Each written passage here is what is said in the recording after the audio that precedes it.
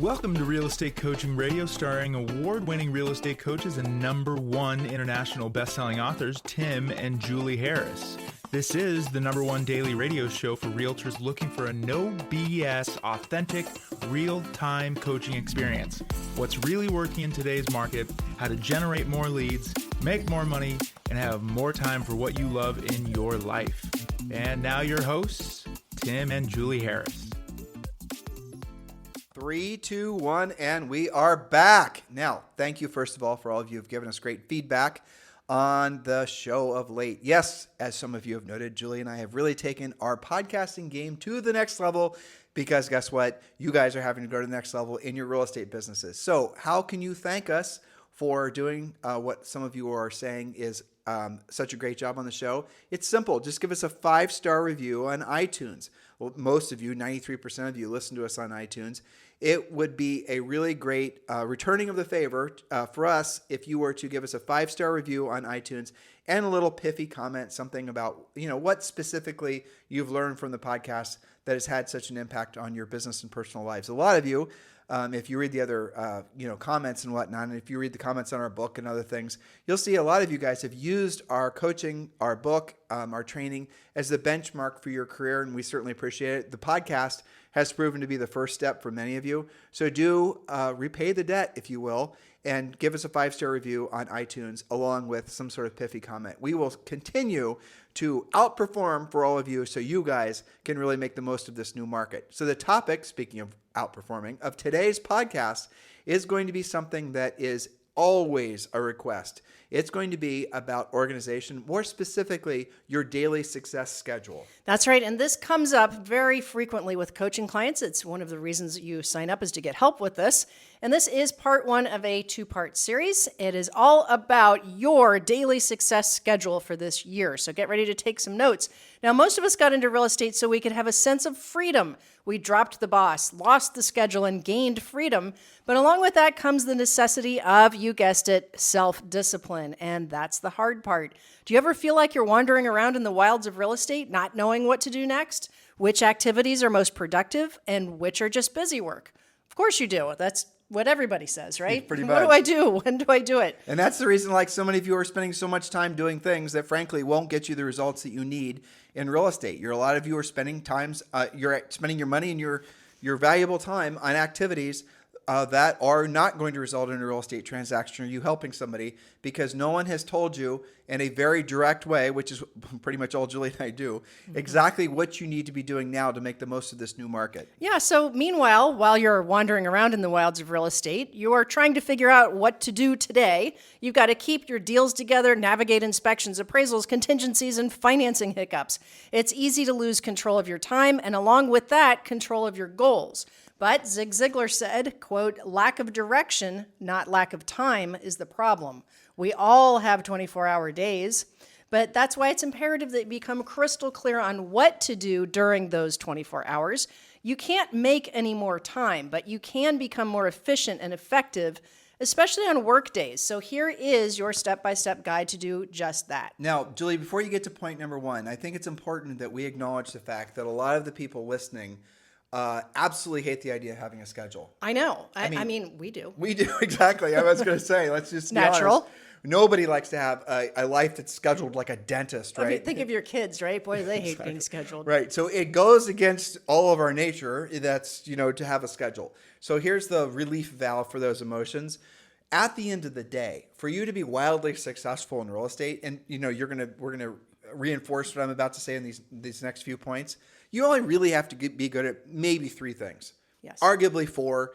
But at the end of the day, it's these 4 things that make all the difference. And those 4 things, and write these things down: proactive lead generation, really effective pre-qualifying, presenting, and I'll throw closing in there, and very good lead follow-up. So arguably 5 things, 4 things. You get really good at those things, you can be terrible at everything else. I'm going to go over it again. Proactive lead generation, pre-qualifying, presenting, and negotiating. Obviously you need to get your deals together, so closing, and then really effective lead follow-up. Again, giving you permission, be very clear in your head to be good at just those things, and everything else you can just be average at or frankly not do, because those are the things that are going to put you in a position to help people and make money. Now, here's where it gets confusing.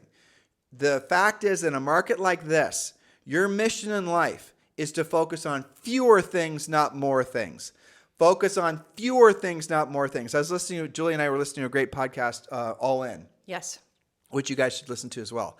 And they were talking about the fact that there are a lot of tech companies, and that's their focus really, Silicon Valley, startups and all that venture funding, all the rest of it.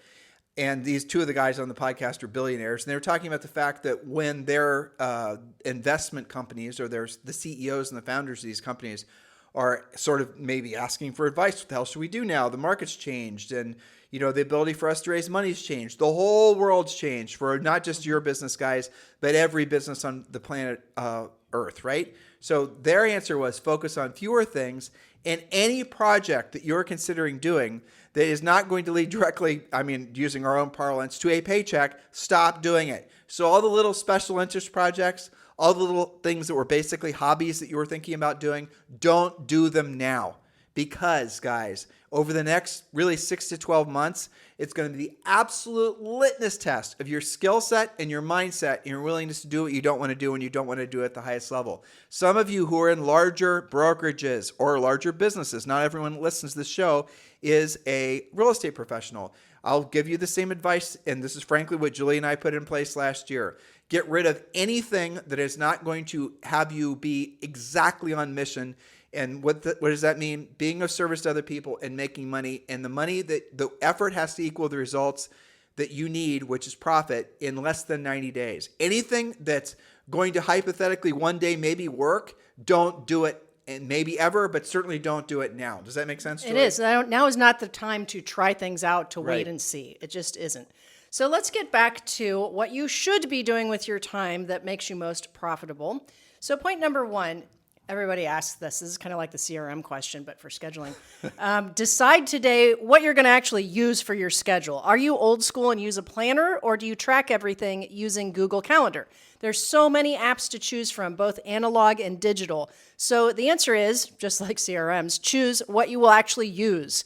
It can't be overly complicated, require a tutorial, or be a pain in the neck to navigate. So choose today and commit to it, and use only one thing for your schedule. It is funny. When you and I started selling real estate, we go to real estate events, and one of the topics was always, which CRM should I subscribe to? It still is. It still is. So Julie just said it. Whichever CRM you'll use, but I'm going to give you guys a little secret.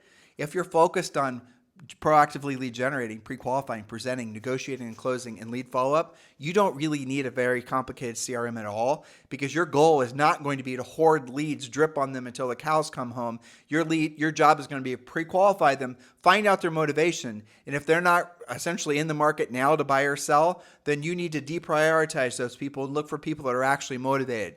Because why? The FOMO is out of the market. The buyers who are going to buy now were 2 years ago, who were worried that they're not going to get some great interest rate. The sellers who were worried about, not selling now, or they weren't going to, be able to then grab that great interest rate and move up market. And you guys get the whole point. That is out of the market. That's never going to return. So you're going to have to focus on the people that are actually in the market now to transact, not the ones that you're hoping and praying are going to maybe change their motivation and actually do a deal with you, which means you're going to have to talk to a lot more people, which means you're going to have to do a lot more proactive lead generation. And that's obviously what we focus on primarily in our coaching program. Point number two. Point number two, take your schedule, now that you've decided what you're going to use for your schedule, and put a little dollar sign on every day that is a work day and a smiley face on your days off, holidays, travel days, etc. This is to show you that though each month has about 30 days, at best, most people have 20 work days. It's a little self-reminder to make the most of those 24 hours, in both cases, work and play. Strive to work on your work days and play on your play days. Much of the daily stress in real estate happens to you when you are supposedly taking a day off, but you're checking your phone every 5 minutes and negotiating something. Similarly, stress also occurs when you're working, but missing your kid's recital or ball game. An early mentor of ours said of this technique, he said, learn to flip the switch, change the channel. Now, some of these guys don't know about changing the channel on a TV. Let's say you're on your remote. The point is, there is no in-between to that channel. You are either at work or you are at play, and that is very difficult for most agents. Well, let's drill down on your second point, Julie, because the reality of it is if these guys are primarily focused on buyers, they're going to be working nights and weekends. Yeah, 24/7. They're going to be missing Susie and Johnny's, baseball Everything. games. they're going to be essentially, frankly, they're going to be very frustrated this year. Yes. If you're prime, you can work buyers. Buyers are fantastic. Absolutely work buyers. But if that's all you know how to do, the problem with buyers in this marketplace, guys, look at the last 90 days. We've seen interest rates go up. We've seen interest rates go down. We've seen the market gyrate this direction, the other direction. People being optimistic, people being pessimistic. And very low inventory if they even are qualified and motivated. And if all you've had were a bunch of buyers, they probably are so tired of the emotional yo-yo of what's going to happen next, they're going to take themselves out of the market. This is always a problem when you're working with buyers. You can give away all your nights and weekends and the buyer's going to say, you know what? We're just going to wait until after the fill in the blank, the holidays, after vacations, when the kids go back to school. When rates are back to 3%. And this goes back to really the bottom line that it should be taught in real estate school, but it's not. There is no such thing, ever has been, ever will be, of a buyer that has to buy a house. Don't say 1031, they could always pay the taxes. Yep. In other words, buyers are always want-tos. So you have to decide if you're going to focus all your best energy and time on focusing on the have-to-sells or the want-to-sells. The have-to-sells are the sellers. That's what we primarily focus on in the coaching business. There has never been a better time to go after have-to-sell sellers because in all markets, there are going to be a fantastic amount of sellers that are going to want to put their homes for sale for all variety of reasons. We did a podcast. We did so many podcasts on all the different sources of listing opportunities that are actually not even, frankly, most people have no idea how to get them. Notice defaults. We have probate listings. We have, all kinds of different things we teach you in our coaching program. But here's really the bottom line. This is very practical and tactical. If you have to choose between what you're really going to be good in real estate at, be really good at being a listing agent. Be very, very effective at listing homes. And right now, single best opportunity in real estate is without a doubt working on expired sellers. That's right. I mean, I have gotten increasingly worried this year about agents that are very buyer dependent. It's going to be a difficult year for them. It's going to, honestly, it's going to be a very, very... There's too many factors working against them. You're going to have sellers that are going to be like, sellers are always going to have to sell for all the normal reasons. And sellers don't have to qualify to sell. Right. And sellers are going to, right, exactly. They're not, the interest rates are going to go up and it's not going to talk a seller out of selling their house. Right. Most sellers are also going to have a lot of equity or pay cash for a house. That's right. They're far less interest rate sensitive to buyers, even buyers in upper end price ranges. We've seen in some of our upper end price markets, though we are seeing a lot of actually competitive offers and things going for over asking in a lot of our top coaching clients.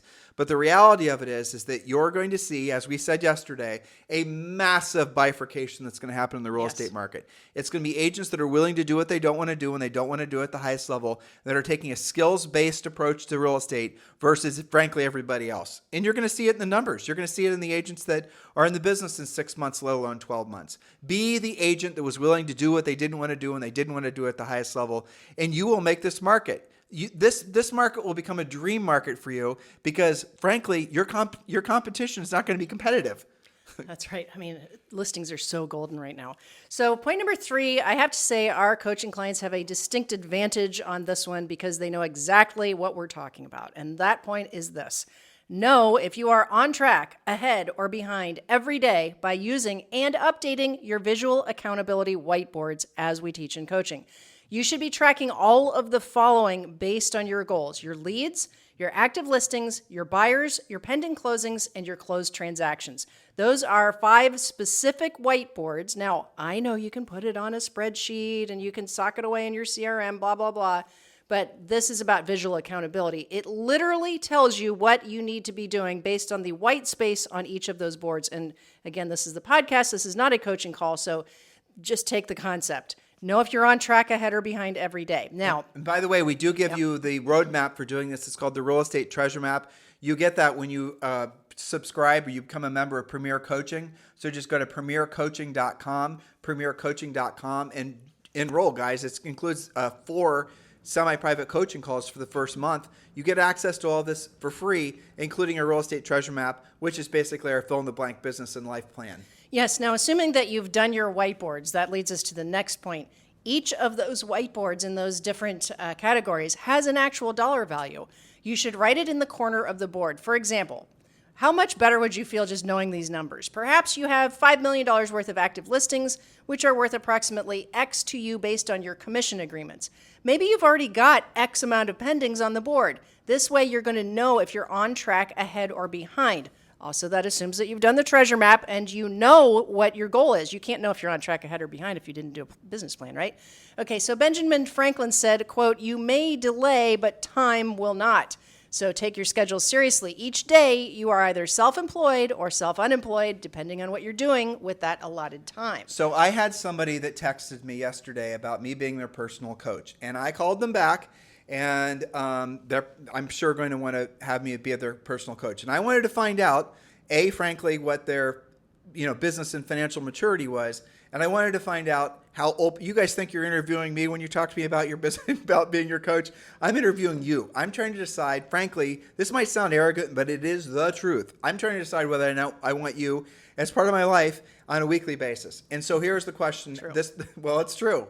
And Julie as well. So when this person was asking me, there were, it took me about 15 minutes to figure out, and I'm not going to say whether they're a man or a woman because they listen. I will say this. They were very worried about their financial future in the next 90 days. And, they hadn't called us soon enough. They've been pissing away their savings, run up credit cards. And this is somebody that, by the way, last year earned something like $1.8 million in commission. So I was trying to find some mental and emotional peace for this person to realize that they're going to make it through. And so I asked them all these financial questions. And lo and behold, what did I discover? This person has 14 listings. So I then asked these questions. And if you're this person, basically you're feeling the same way, this is what I'd ask you to do. If you have no available listings, you have no inventory, then this isn't going to work for you. But this person in particular had 14 listings. Now, not all of them were active. Some of them were coming for sale. That's okay. For the sake of the conversation, I asked them to consider those as well. Then I went through, and this is where the coaching comes in, every single one of those sellers. And I asked them, every single seller, what their motivation was. And guess what I discovered, listeners? This agent had no flipping clue the motivation of any of their sellers. None. Did not know why any of them were selling. You'd think, Tim, you must be making it up. Well, you would think that I was making up, but I wasn't, because they had never been taught to pre-qualify. They had never been taught to essentially know what the seller's motivations are. They may have thought they knew. So for example, I'm just making this one up, listeners, but just to kind of drill down on the point. Well, Bob, the seller, is selling because, he said he wants to buy a new house. Where I come from, that's really crappy motivation in a market like this. But in the previous seller's market, that probably was good enough, right? Because he could put it for sale in crappy condition, location, and price, and it would still sell. Not now. So I asked them, I was going through every single one of these cases. That's what I was looking at it as. Mm-hmm. Give me the motivation of this seller. Well, I don't know. Well, what do you think it is?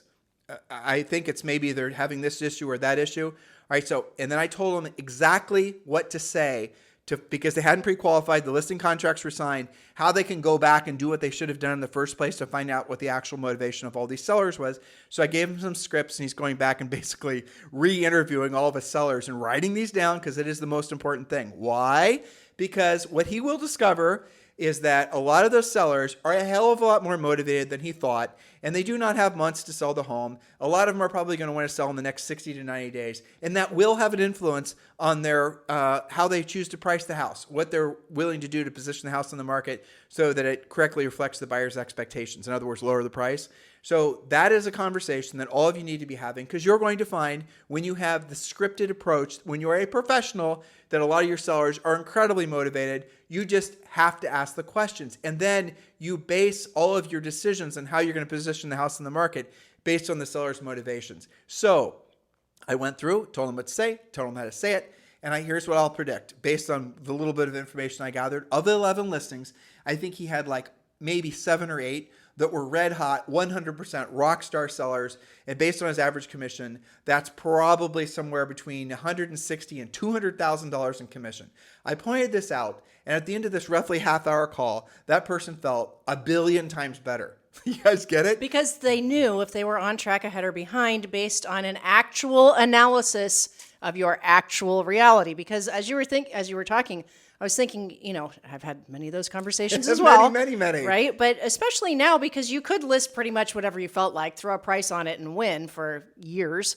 Okay, so sometimes when you go through something like 14 listings, what what is the motivation of the seller, you're going to find out who absolutely has to sell. And occasionally you're going to find out, oh yeah, that person told me, well, only if they get their price, and let's try it out. And maybe you really only have 10 kick-ass listings. You think you have 14, but you have 10 for sure. And you can do different projections when you know that. Well, here's where it really gets complicated, though. And financial times like this always bring out things like this.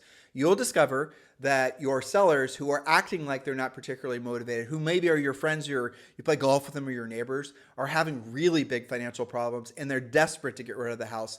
And you need a scripted, professional way of, frankly asking them what the heck's going on so you can actually help them. You're thinking that they're going to tell you. No, they are not. They're not going to tell you. You need to learn. This is the skills-based market, guys. In the past market, it was about who knew you. That's what social media was all about, right? Maybe that worked, maybe it didn't. Differing degrees, right? Now it's about what you know, how you can solve other people's problems. A lot of you now, we've been saying this for forever. That's how long we've been saying what we just said. But now you guys are experiencing it when you're dealing directly with people who maybe 2 years ago, maybe even only 6 months ago, you would have clicked with and you would have gotten the listing, or they would have worked with you on the buy side. Now they're ghosting you. Why? Because they're looking for somebody more professional. That's what a skills-based approach is. And yes, guys, I am probably opening my mind to having another 3 of you as personal coaching clients. If that's of interest to you, know what you're signing up for. And you can text me directly at 512-758-0206. All joking aside, I love the personal coaching. It is something that I get a hell of a lot out of. The word's cathartic, right? When you're helping other people solve their problems, not only do you, frankly, have a real true purpose, which is something that you only get from coaching. And I honestly... No, but you're really awesome at it. And that's because you have an epic amount of experience. Yeah, over 100,000 at least private one-on-one coaching calls. But I retired from coaching effectively 2 years ago, and I miss it. I want to get back into it. I don't want to lose my edge. I don't want to lose my ability to help people at a high level. And these are, these skills, if you do not keep them up, they do go away. Well, that's true. And in a changing market, that's when you really feel it. And well, that's what you and I are made for. Well, exactly. So, I mean, honestly, that you and thus we re-enter. Yes, exactly. Julie and I were absolutely cut out for hard markets. That's where we've sowed all of our oats since day one. And this is absolutely our market. So in any event, if that's something of interest to you guys, just text me directly, 512-758-0206. Point number 5 is incredibly important. Yes. Our final point for today's podcast: review your finances every day, not just when you're in a little crunch, not just when you get your tax bill. Review your finances every day. Use mint.com as your dashboard of KPIs. Those are key performance indicators. Your savings, your checking, your credit cards, investment accounts, investment properties, and everything else financial is visible using mint.com. This even includes your credit scores as well as your upcoming bills and your actual budget. It is a fantastic tool, and it's super, super easy to use. I think it's free, isn't it? It is. But here's the thing. As you were reading that, I don't know how many people are going to listen to this podcast. It could end up being tens of thousands. I know for a fact that is the last thing most of them will do, because the last thing that most of them want to do is face it. I know. And you know what? When you and I got married, we were married for 32 years this year. It was probably a good 10 of those years that we didn't ever want to have financial conversations either, because we are financial, idiots, basically. And some of that time was when we were selling real estate too. Yeah, exactly. Just like everybody else listening. Right. Well, because you want to hide from the facts. But here's the thing. On the other side of that, when you actually see your numbers, how much better will all of you feel knowing exactly what's going on with your finances? Some of you are going to feel a lot worse, let's be honest. But when you actually drill down, you take it to the next level. Now we've gone through and we've essentially eliminated all the Mickey Mouse expenses. You've gone through, you're making everything perform for you. You choose to continue to do certain things for paid lead generation and other things that are working for you. But they have to be proven to work and get you paid the next 90 days or fewer, or you stop doing them. That has to be your rule.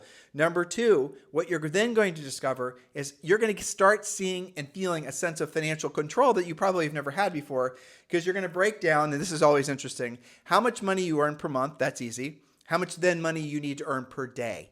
And then once you know how much money you need to earn per day, that's all of a sudden giving you a higher level of accountability to how you're spending your time. Because when you actually go and you think you're going to spend, well, it's Monday, it's between 3 o'clock and 5 o'clock, I'm supposed to make 6 TikTok videos. You're then going to say, will this lead directly to a paycheck, or should I instead do this activity and that activity, which is going to lead directly to a paycheck. That's the financial accountability that this past seller's market has spoiled you from, frankly, not having to have. You've always had Daddy Warbucks as your uncle, who's been constantly feeding you with more opportunities. That was called the market. That's exactly, in case you weren't clear. That's called the market. That market is gone. The new market is going to require you guys to step up, but all of you can do it. Every single one of you can do it. But please, for the love of God, don't wait, because the market's not going to return. Julie and I were originally suggesting it's going to be a 10-year cycle that we're in now. And I'm still staying with that, but it's going to feel painful, not bullshitting you guys with words, for many of you for the next 2 to 3 years, because you're going to emotionally resist doing what this new market demands. And you're going to be constantly hoping and praying that things are going to go back to the way they were. Oh, Tim, hold on now. Just a matter of days before interest rates to go back down again. Nope. It's just a matter of days again before a whole bunch of homes to come for sale. There will be more homes coming for sale, but it's not going to be a whole bunch. We are in a long-term cycle. We're returning to whatever the new normal will be, which no one can quite understand yet. Yeah, that's right. And, this is a transitioning period where some of you will pick out the one listing you had sell last month with multiple offers. So we're going to have a long period of change punctuated by some highlights that you'll want to hang your hat on. And this is why we did a podcast series called How to Recession-Proof Your Business, so that you can plan for the worst and hope for the best and be prepared. Maybe you overcorrect by 10%, but maybe, you better be doing it today instead of waiting. Waiting is not a strategy. We're not going to make it just like it used to be. Remember that we had a couple of different things. It wasn't just the low interest rates. It was also the fact that the Fed pumped in more money to the market, more stimulus, all of that COVID money. All of those 2 years of COVID stimulus, do you know what that added up to? It was more than the culmination of the entire recorded stimulus ever sent since it was recorded in just 2 years. So you did that. Plus, you had people freaking out over COVID. Where am I going to, you had more enthusiasm for housing then, and you had it fueled by lower interest rates. Well, but the problem is now is we're not going back to that. There are no signs. Let's just be honest at this Yep. point. There are no signs that the inflation rate's going to go down. Not really. No, we tried that, and we were hopeful for a little while, and then it went back up. Right, and it's because right now it's the one thing's making the next thing more expensive, the next thing more expensive, the next thing more expensive. They're like, now you're hearing people say the Fed's going to try to cause a big wave of unemployment, and that's going to cause the economy to slow down. Are you guys seeing any evidence of that? We're not, and so we're in a long-term cycle. And in fact, unemployment is the lowest it's ever been. I think it's 3.5%, something like that. It just dropped again last week. And by the way, this is the lowest it's ever been, correct me if I'm wrong, for the number of essentially distressed homeowners. Oh, yes, that's true too. Yeah. Isn't that weird? All of these facts are happening at the same time. So that means, guys, people are going to, there's no slowdown in the inflation rate. It's going to go up, but it's going to go down. And that means the interest rates on mortgages in particular are going to continue to be at this pace, if not higher. That's just the cycle we're in. You know what? Who cares? You guys can do great no matter what the interest rates are, no matter what the direction is going. It does not flipping matter. You just need to adopt the mindset that if it's meant to be, it's up to me, and I can do whatever, be whoever, or know whatever this market demands so I can be of service to other people. You can be incredibly successful because of this market, because frankly, in the next probably 12 to 24 months, if you are moving ahead quickly, you're going to be, frankly, ahead of the rest of the market as agents then try to catch up to what you've already learned. So I hope you're seeing the opportunities that are in a market like this. The greatest fortunes, men and women since day one have always been made during the greatest times of change. Think about that. Historically, when there's been great times of change, there's been new people who are willing to adapt to this new market quickly, early adapters, if you want to call it that, who've made the most money. Happens every single time. I mean, look at, for example, I think of eXp Realty. Mm-hmm. eXp Realty was designed for a market just like this. Absolutely. How do I know it's true? Because it was started in a market just like this. Mm-hmm. And so you're going to see companies like eXp Realty, they might have a quarter or maybe 2 quarters where things are kind of flat, where the market's sorting itself out. But then you're going to see it start to grow and they're going to grow as the other more traditional businesses start to decline. Why? Because it's a business model that is designed to work in this market. You guys have to be designed to work in this market. You have to adjust to what this new market demands. And here's the good news. That means you can start making a hell of a lot more profit. Here's even the better news. Those of you who are actually willing to be of service to other people, those of you who are not just wanting to hide behind your CRMs and your keyboards anymore, you want to go out there and, feel really proud of yourselves for being of service to other people. This is your market. So please take this seriously, guys. I don't know how else to say it other than this. I'm very excited, frankly, to, take on another 3 to 5 private coaching clients, because this is really, truly what I get bored when things are easy. I know I was almost irritated by it. It was bored. It was just boring. It's like you didn't need a lot of skills you didn't really need any skills to do anything in the past market. No, everybody wanted to buy and sell all the time. Everybody's, getting rich off of their houses. There was FOMO all over, and people had money to spend. I mean, some of these calls How hard is that? Some of these calls I'm having with people that are, again, you think you're interviewing me, I'm interviewing you as to whether or not I want to coach you. And some of these calls I'm having, I didn't realize how much I personally have missed doing private coaching calls, honestly. Yes, because there's so much work to be done. And it's so fulfilling to take somebody to the next level and to see them really utilize their new skills and be appreciated for it. Yeah. Because, the previous market, which was fast and furious and it had, all of that momentum to it, it also could be kind of abusive to agents. I mean, how many times were you guys asked by somebody that said, well, why do I need your services? I can just sell it overnight myself. And they could. There was no objection handler for that because they were already in contract by the time you were done talking. That's right. Exactly. How many of you guys gave up on FSBOs because by the time you actually, drove past the FSBO, grabbed the phone number, took a picture on your your camera, and then decided to call them 2 days later, that they already had 14 offers on it? And so you just never had to learn how to work FSBOs. Now all those FSBOs need you. Nobody's calling. Who the FSBOs are now? They're expireds where nobody with skill actually contacted them. So they decided, out of an act of desperation, to throw a FSBO sign in the yard. Your takeaway is, do not wait for the market of your to return. It is not going to ever. It is done for. It is over. It is complete. That is a chapter in the lores of real estate, which will never be repeated. Okay? There it is. So learn to adapt to this new market. And guess what? You can. And there's so many incredible, cool things that are going to be happening. Oh, yeah. Which, I love all the technological advancements. By the way, AI is not going to replace real estate agents. AI is going to replace real estate agents who don't know how to use the AI. Okay? There it is. That's true. Anyway, so you guys have a fantastic day. We'll talk with you on the show tomorrow. This podcast is a part of the C-Suite Radio Network. For more top business podcasts, visit c-suiteradio.com.